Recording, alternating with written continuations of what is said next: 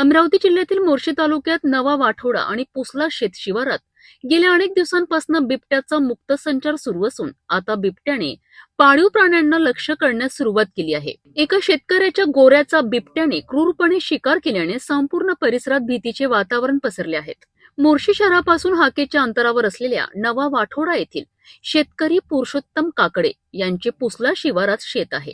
उन्हाचा तडाखा वाढल्याने त्यांनी आपली जनावरे शेतातील निंबाच्या झाडाखाली बांधली होती।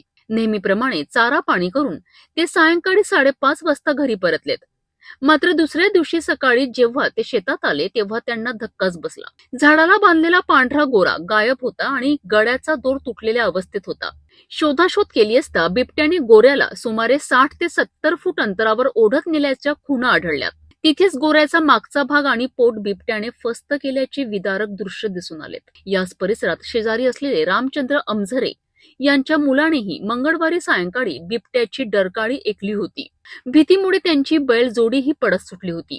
ही घटना बुधवारी सकाळी उघडकीस येताच वनपरिक्षेत्र अधिकारी अमोल चौधरी आणि वनरक्षक निखिल गोरे यांना माहिती देण्यात आली आहे। या घटनेमुळे शेतकरी आता शेतात जाण्यास धजावत नाही। बिबट्याच्या या वाढत्या हल्ल्यांमुळे शेतकऱ्यांचे मोठे नुकसान होत आहे। वन विभागाने केवळ पंचनामा न करता या नरभक्षक बिबट्याचा बंदोबस्त करण्याकरिता तात्काळ पिंजरा लावावा अशी मागणी आता जोर धरत आहे। अन्यथा भविष्यात मानवी हल्ल्याची शक्यता नाकारता येत नाही।